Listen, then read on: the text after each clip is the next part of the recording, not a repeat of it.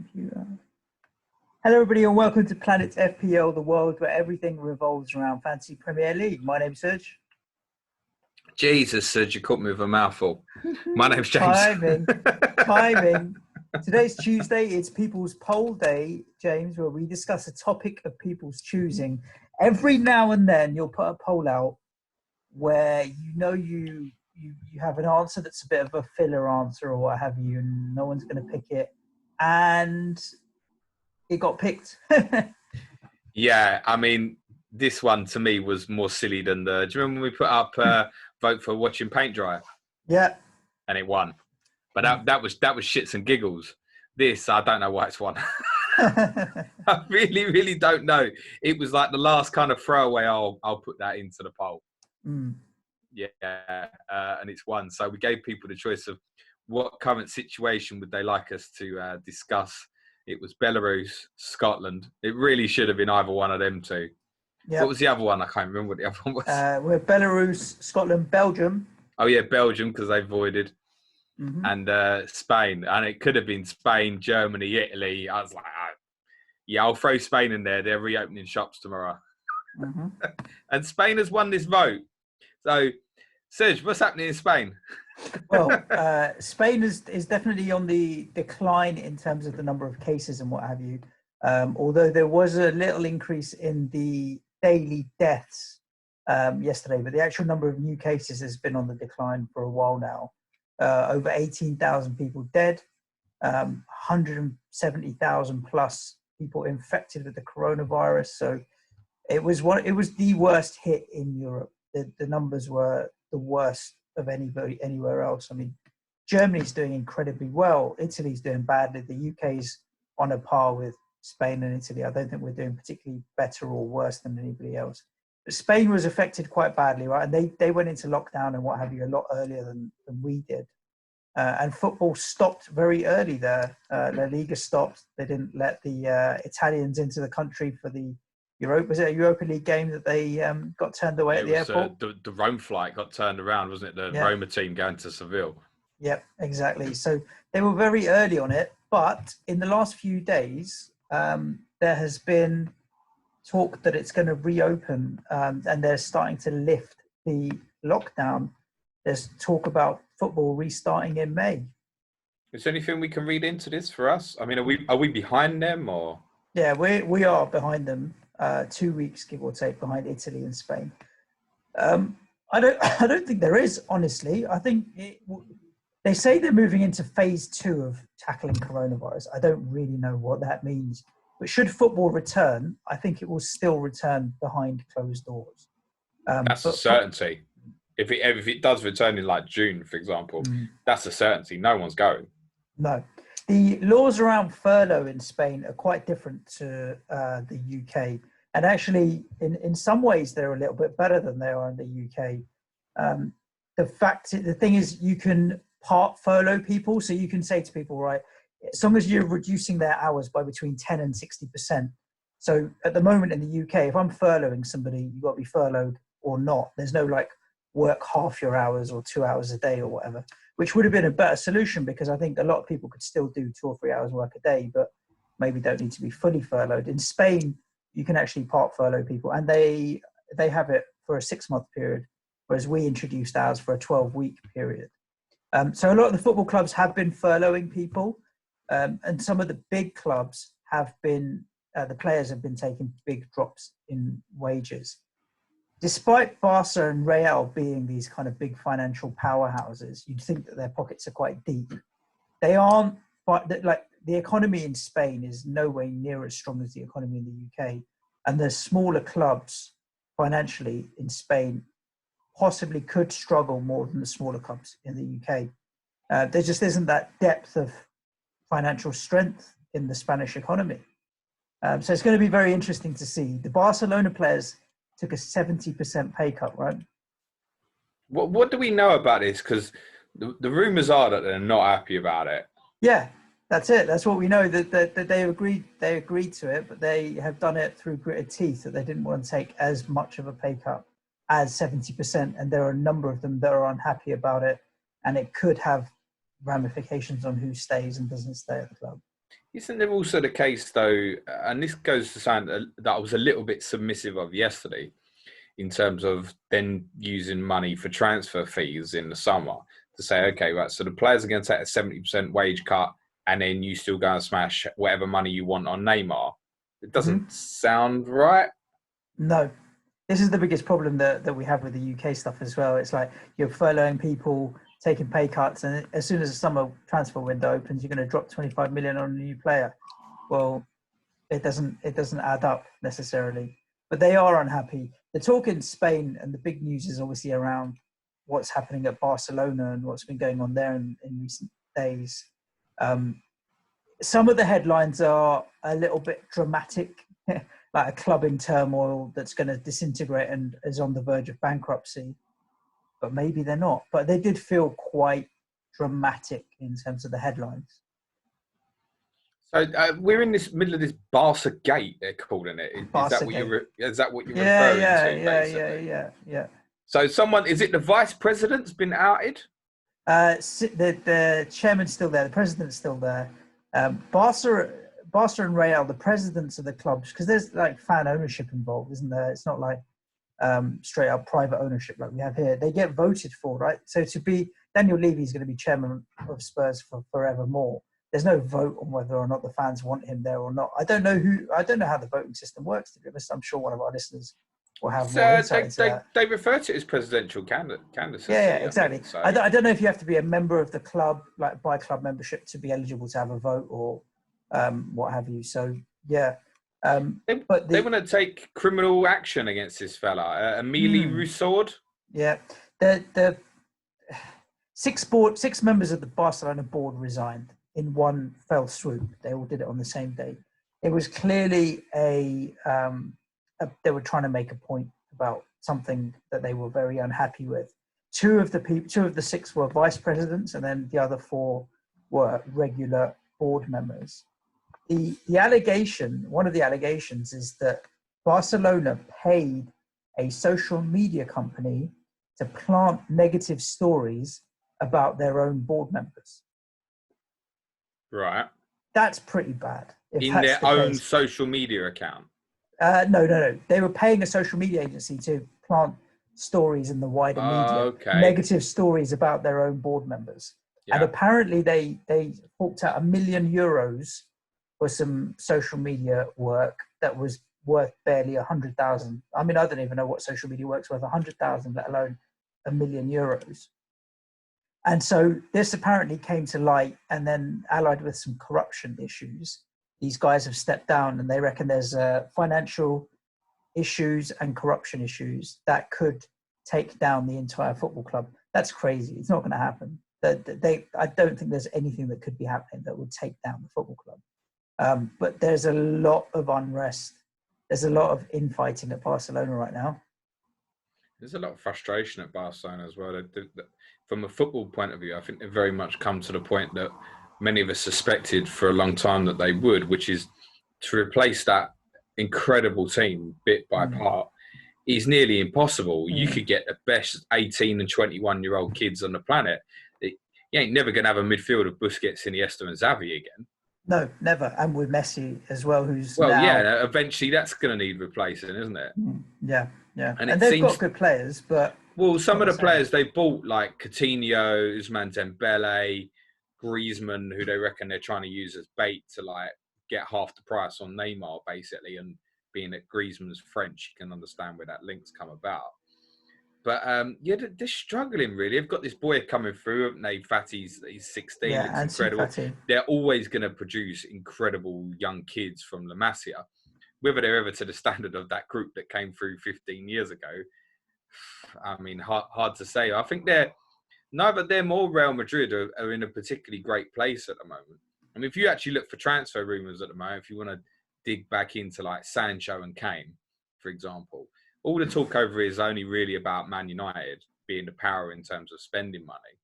And then you look across the continent, it's just Real Madrid basically, and Barcelona. Do they or don't they want to go back for Neymar? Madrid are getting linked with everybody from they're getting rumoured with already apparently looking to buy out Haaland's contract at Dortmund.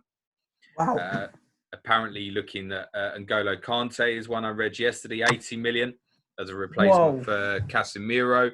So they're not in trouble, and they're all government funded as well, Madrid, aren't they? They do have slightly different backers than, say, some of the other regular clubs. Yeah. Well, Real Madrid basically play under a different rule to everybody else, you could argue. Well, Manchester City might fall into that bracket a little bit. State funded. Well, no, I mean in terms of the Prtemier League. What I found interesting was obviously once he's won the vote, trying to find out things about, you know, when football could restart or what clubs were doing, perhaps similar to say what English clubs are doing here. You basically can't find information from any reliable sources without the words Barcelona or Real Madrid existing. Like if I went to look for, say, right, what are Granada or Elche doing or something like that, to actually find a news story about them in English is difficult without just going directly to their website, for example. Yeah. There's nothing. All you find is Barca and Madrid. It's so dominated. The only other story that we really know that's kind of been in the press a little bit over here was Real Sociedad had announced on Saturday that they would return to training today, Tuesday. Yep. But reversed that decision immediately come Sunday and said, no, they won't. So I still struggle with the concept, Suj, that I know you're saying sort of in terms of how quick it spread, they're a couple of weeks in front, them and Italy a couple of weeks in front of us. But I don't think that makes them 2 weeks close to returning to football than us. No, I don't probably think that's not. necessarily the case. Because they have more deaths and more cases. I think football might restart at a very similar time across the whole of Europe. So, yeah, I don't disagree with you on that. Their decline's been coming for a week now. Their numbers of cases, new cases, has been on the decline for the best part of a week now. So they've had a number of businesses reopen yesterday, is that right? Yeah, they've started reopening up certain essential places like factories and construction and manufacturing. It's not so much retail. It's not so much consumer-facing businesses, but things that are a little bit more industrial in terms of factories and construction work and that kind of thing. They are starting to go back to work. Okay, cool. It seems like everybody in Europe seems to be now aiming for this mid-June and finish the football season in 6 weeks from now, and then European competitions in August. I'm beginning to smell that's what the plans are. Yeah, I'm completely agreed. I think middle of May is when teams will be able to start training again together. I'm sure the players have been keeping fit in the meantime, but middle of June they'll start training together, and then it'll be they'll need middle of to May training, and then 4 weeks, middle of June they'll start playing games again, and it's going to come thick and fast. Right, we'll probably get 2 games a week for 6 weeks. I think at least. I think you're potentially looking. One of the things I'd suggested, certainly over here, is like a rolling 3 days or so. I don't think anybody's going to have a gap of more than 4 days between fixtures to just get it all finished. I don't think. You'll just get rolling constantly. The Premier League is going to try and set it up as like 3 games a day every day, something like that. I think. Yeah, they want to get their maximum value for TV. So yeah, it wouldn't surprise me. What we don't know is if we do open up, we'll see if Spain do start opening up and they see a increase in cases as a result of opening up the economy and getting some people back to work, they'll shut it straight back down again, and it will make us fearful of opening up ours. So we have to be very wary of what happens with that. In essence, they're almost like a case study for us. Yeah. They trial run. Do we trust that? I don't know what we trust right now at the moment. It's still very, very difficult. Look, Belarus was still playing football. I know they were another option on the people's poll. They were still playing, but I think fans just weren't going. Not now, I know, but they were originally, I think. I mean, now you're getting like handfuls going. Yeah, I don't know if I would go. Like I would go to West Ham, but I don't know how I'd feel about it. It'd be very weird going to a stadium where everybody was wearing masks. I don't think I would wear a mask. You know my problem. I've told you this. Like, if Spurs are playing at home and they open the doors, I'm going. Yes. Whether it's right or wrong, I've got an illness in that respect. I can't help myself. Like all the other vices, I can give up. That one, I've got. It's an addiction. So and there'll be other people like me for other clubs all over the world, right? So that's the risk. We've spoken about this before, haven't we? About Liverpool, what it's going to be like when they finally clinch that title. Are people going to be sensible enough about it? Like nobody's getting let out the house properly till Liverpool won that league. I don't think. I think that's No. where we're at. Mm. It's going to be Yeah. opposite to beforehand, wasn't it? When it was like it was St Patrick's Day on the Tuesday, wasn't it? And you could smell the lockdown was going to come straight afterwards, straight after Cheltenham, all that kind of thing. Yeah. Let's have another week on the piss first, guys. Yeah, didn't really think that through, did they? No, definitely not. So I don't know now, even if I would go to West Ham if it opened up in middle of June, I'd No, have to see. that's fair enough. I think a lot of people won't. I definitely wouldn't take the kids. No, that's perfectly understandable. You still got to come home to the kids, though, aren't you? Yeah, I mean, that's true. the only thing that would put me off is coming home to them.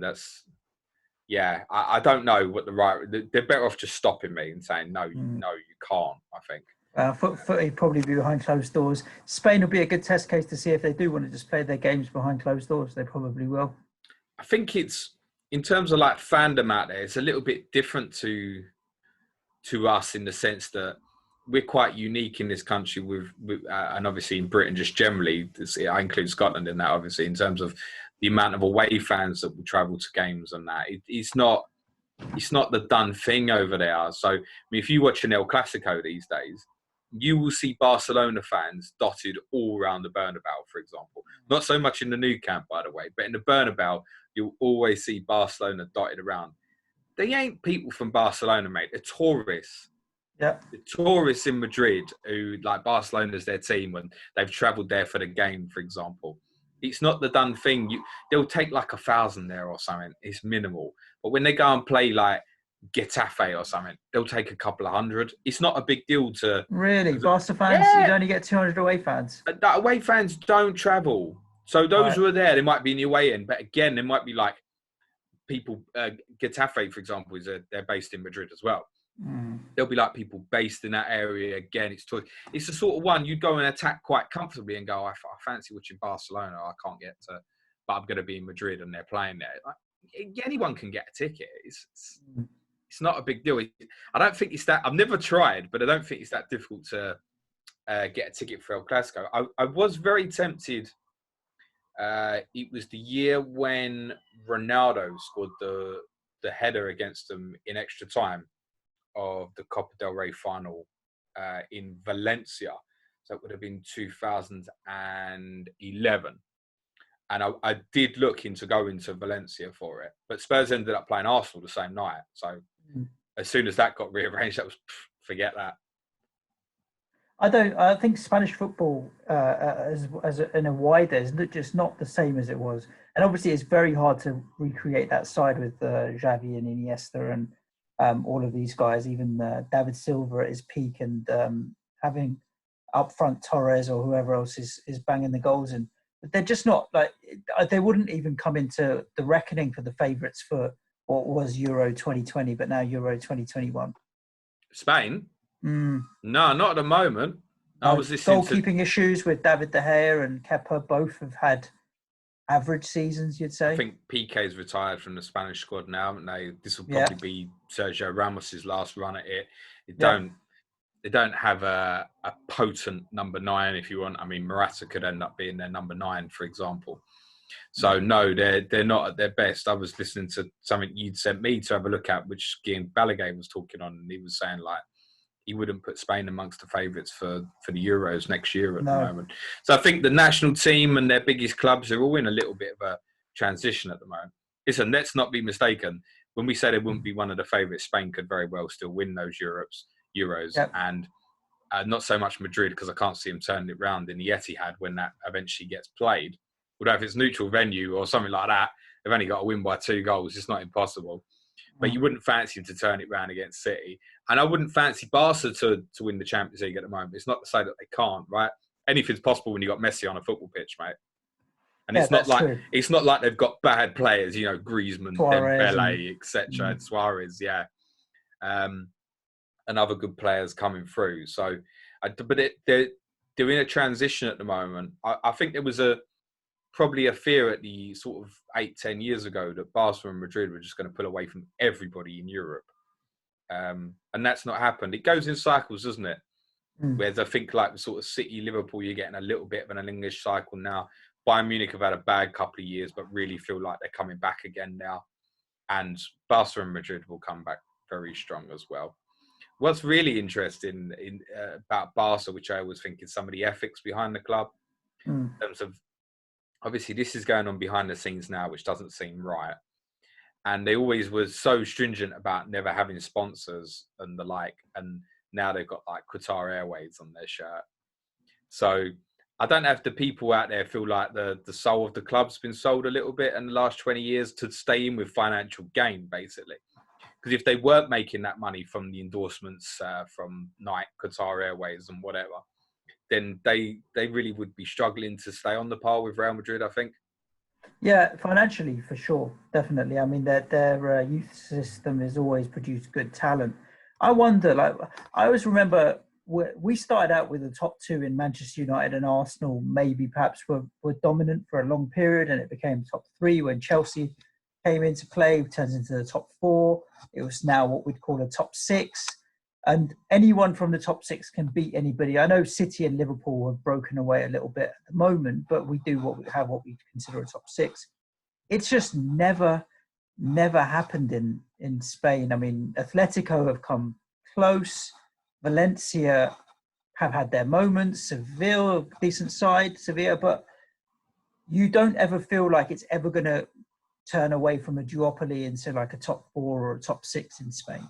They just can't ever. But even if they do well in Europe, the likes of Atletico Madrid, but they just can't make it more than a two-horse race.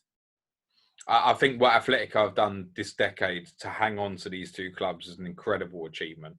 Amazing. But you've got clubs like Valencia, Seville, they're big clubs. They can't really get close at the moment now. Since I was looking at you were saying it's not really happened over there, but there was a period in the late 90s and the early noughties where there were loads of different teams winning the league, like Real Sociedad. Deportivo La Coruña, mate, are in the relegation zone in Segunda now, which is the second division. It's a 22-team league and they're 19th currently. So they could go down to the third division. This team was like Champions League semi-finalists and that, right? Yeah. And they were an amazing team like 18 years or so ago.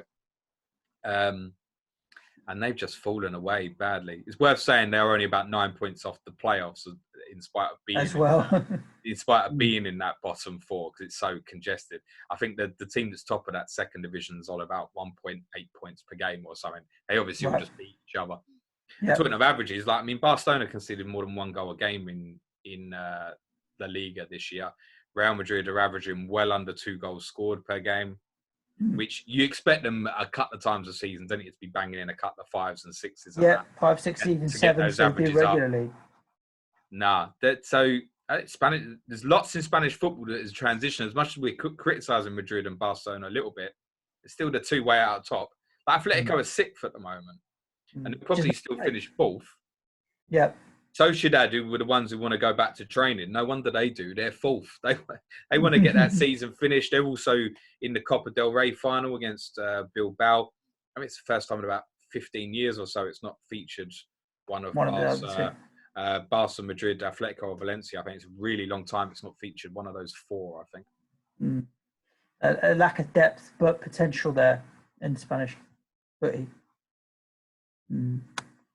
We'll see what happens. I think there definitely be one of the first in Europe, if not the first, to reopen up their game. And how and what they do could have an impact on what we do because we're likely to follow. Is there anything on Portugal? You never don't hear a lot about it, do you? No. It's interesting. It's only surrounded by their Spain own business and water. Yeah. But no, to be honest with you, I mean, I suppose a lot of the Portuguese economy is tourism, which is completely going to be shut down. So no, not at all. All right, that was short and sweet. Good job I didn't put that one. Oh, what it? I was just having a look and see if there was. I had a table up before that had the numbers of all the countries and the cases, but I don't have it on my screen now. But yeah, Portugal. I I haven't heard anything from, really, to be honest with you, on where they are. No, in it terms of just cases. literally struck me speaking about it. I can't think of hearing anything newsworthy about them specifically or what's happening in Portugal. So I know we got a few Portuguese listeners. Do let us know at me Yeah. and all that stuff. I think, Germany are doing exceptionally well with their number of deaths that they've kept down. I think less than 3,000 deaths, even though they've got in the tens of thousands of cases. So I think Germany are doing really well, but the rest of Europe obviously is still struggling a little bit. All right. Yeah. I think, unfortunately, we got to focus on our own, haven't we? we got to get our house in order first. Your ever confidence is, again, a little bit unlike you. I'm not convinced that Spain will be one of the first back up and running. I'm not convinced, mate. You think it could take another step back? I don't know. We're all hypothesizing and guessing, aren't we? I just think everybody is still very overly optimistic. I think you can see, like I said at the start, these plans really getting put in place for mid-June now. Yep. But I still think it's ambitious. I really Portugal has a total of 567 deaths. And how does that compare to Spain? And that was Spain, 10,000 or so? 18,100. Bloody hell. Yeah, and Spain's 172,000 cases. So they've had 10 times as many cases, but almost 40 times as many deaths. So there's a massive difference there in terms of what they've been able to cope with. Interesting. Yeah, 567 deaths is very small. I suppose if it gets to Portugal, it can't go no further west, can it? No, exactly. It's only water. Yeah, that's true. So their death rate is a third of what it is in Spain. Interesting. Incredibly good. Germany's crossed over 3,000 deaths now, but they're by far and away doing the best in terms of percentage deaths. It's even lower. Germans are just efficient, aren't they? They are. They've got the most. Done. They've got the most beds per intensive care beds per 100,000 population. They've got the lowest death rate. Incredible. Thomas Muller signed a new contract for Bayern Munich. Okay. And they had the photo of him like with two of the board members, and there was a good distance between them in this massive boardroom. I'm like, bullshit, they'd stood that far away from each other when they did the contract and all that. Yeah, I'm sure, yeah. Funny to think about. So it'll be interesting to see what happens there now with Spanish football. Look, we can only keep our fingers crossed for everybody. From a football perspective as well, in terms of, say, UEFA competition, it's going to be all or nothing in the sense of, like, if England and Italy restart and Spain doesn't, like, what it means to, say, UEFA competition. Or so.